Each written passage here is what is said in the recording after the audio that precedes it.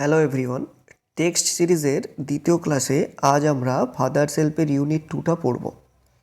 তো ইউনিট 1-এ আমরা জেনেছি যে স্বামীনাথন প্রথমে মাথার যন্ত্রণা, পরে বলল তার আধ ঘন্টা দেরি হয়েছে। এইভাবে নানা অজুহাত দিয়ে সে সেই দিন স্কুল যেতে চায়নি এবং সে তাদের যে শিক্ষক স্যামুয়েল সম্বন্ধে অনেক মিথ্যে কথাও তার বাবাকে বলেছিল। সেটাও বলেছিল যে তিনি এমন একজন মানুষ, হেডমাস্টারও নাকি তাকে দেখে ভয় পায়। তো আজকে তার পরের থেকে আমরা জানবো। দেখো বইটা, টেক্সট বইটা সকলের সামনে রাখো এবং দেখো আমার সাথে। Swami hoped that with this his father would be made to see why he must avoid school.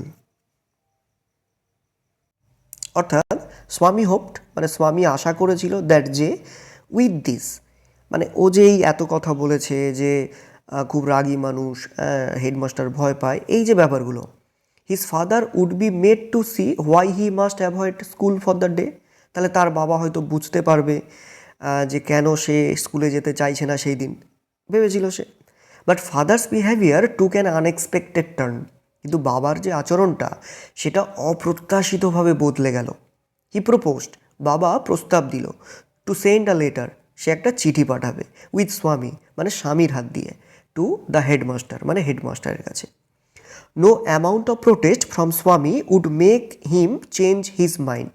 কিন্তু স্বামী যে এত প্রতিবাদ করলো, এত প্রতিবাদ করা সত্ত্বেও তার বাবার যে মনটা বদলাতে পারলো না। মানে তার বাবা বলেছে চিঠি পাঠাবে, হেডমাস্টার পাঠাবেই, এরকম একটা ব্যাপার।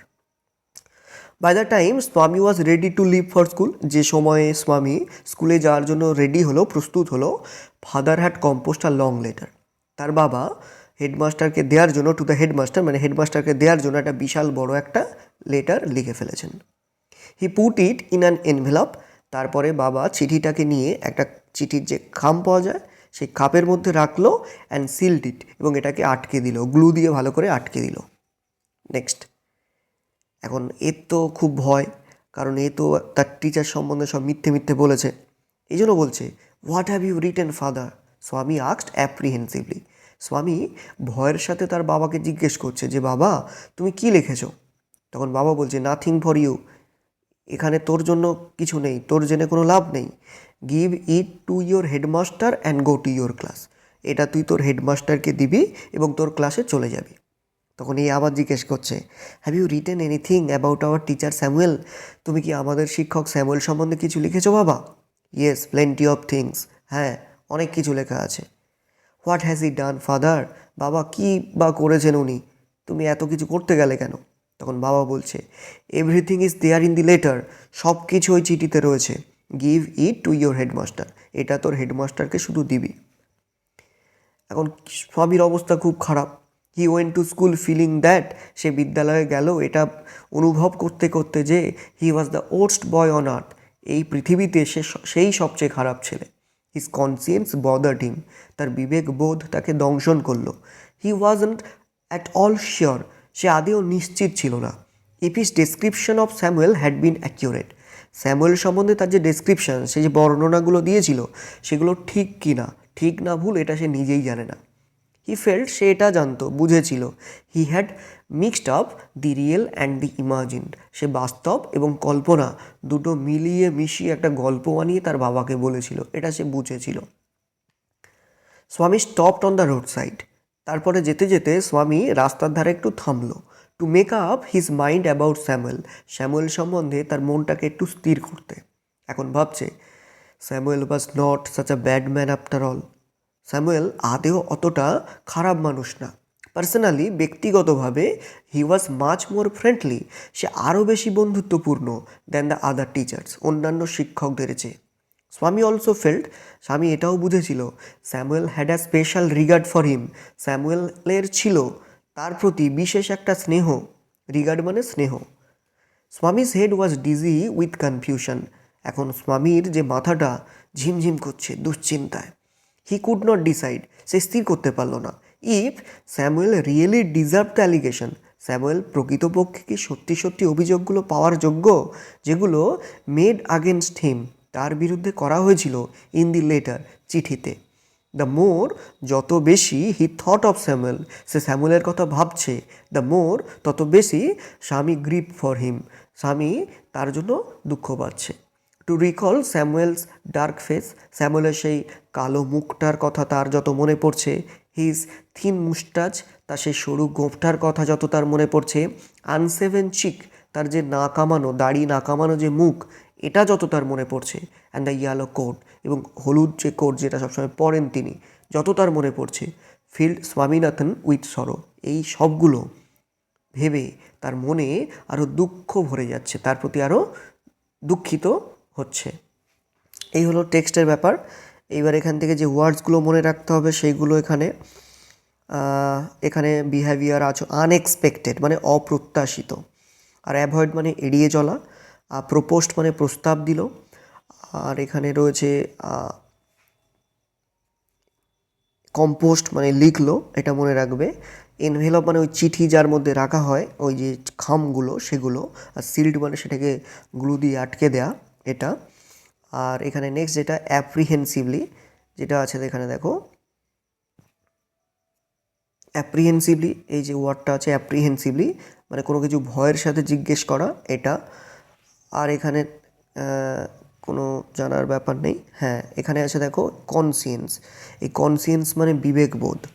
আর এই যে বদার্ড করা, এই যে বদার্ড করা মানে দংশন করা, এটা মনে রাখবে।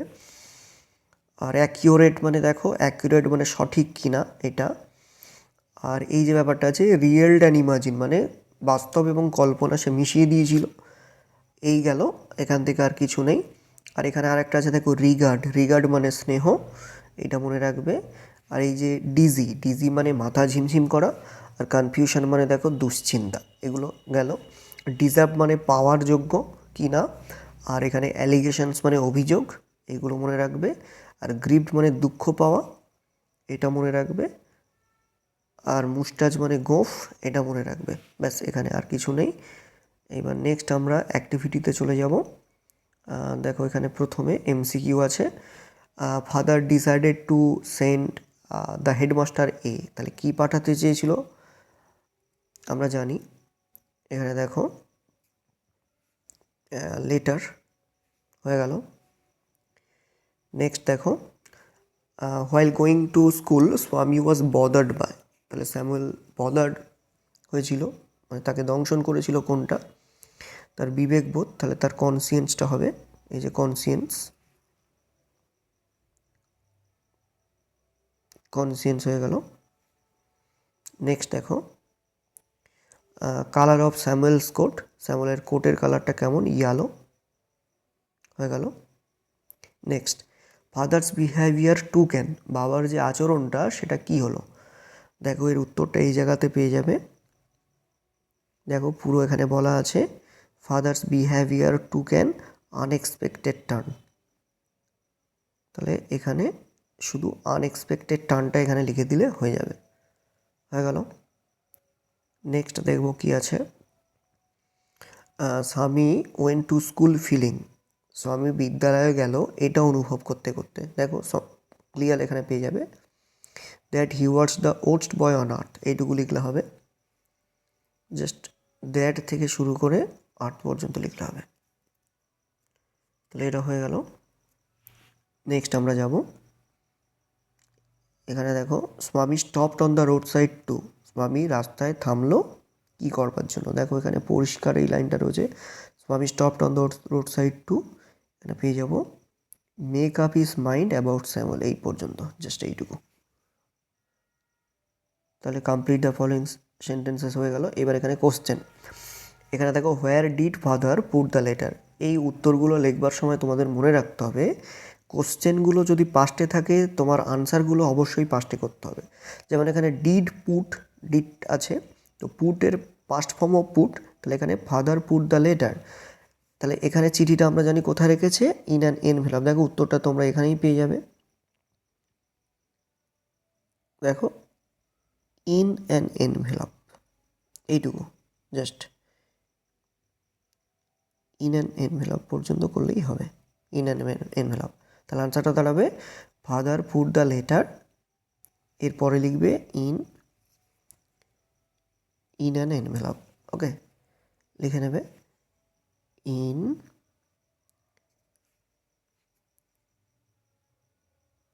N envelope,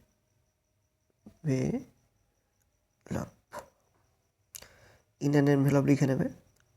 next, why did Swami fail to decide about Samuel? What did Swami fail to decide about Samuel?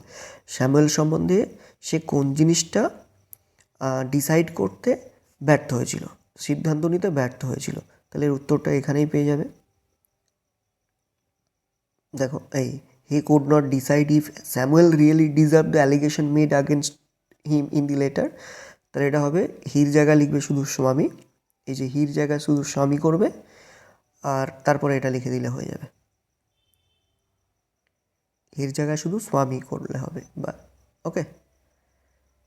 Next বলছে হাউ ডিড স্যামুয়েল লুক? এটা একটু মনে রাখবে, এই উত্তরটা সাজাবে আমি বলছি, তোমরা লিখে নাও। তোমরা এই জায়গাতে ফিরে যাও, এই যে আছে। তাহলে এখানে এই যে অ্যাপোস্ট্রফি এস আছে, এই অ্যাপোস্ট্রফি এসটা বাদ দেবে, দিয়ে লিখবে স্যামুয়েল হ্যাড, এই জায়গাতে একটা যোগ করবে হ্যাড, এই যে ডি হ্যাড, এখানে হ্যাড যোগ করবে হ্যাড। তাহলে কি হলো? Samuel had a dark face, okay. তারপরে লিখবে with thin moustache comma unshaven cheek, okay.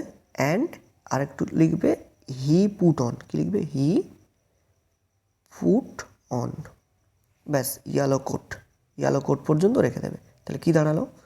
Samuel had a dark face with thin moustache comma unshaven cheek and he put on yellow coat. Enough. তো আজকের এই পর্যন্ত। অবশ্যই ভালো লাগলে like করো আর চ্যানেলটা সাবস্ক্রাইব করো। ইউনিট 3 এর ক্লাসটা খুব তাড়াতাড়ি নিয়ে আসবো। Thank you.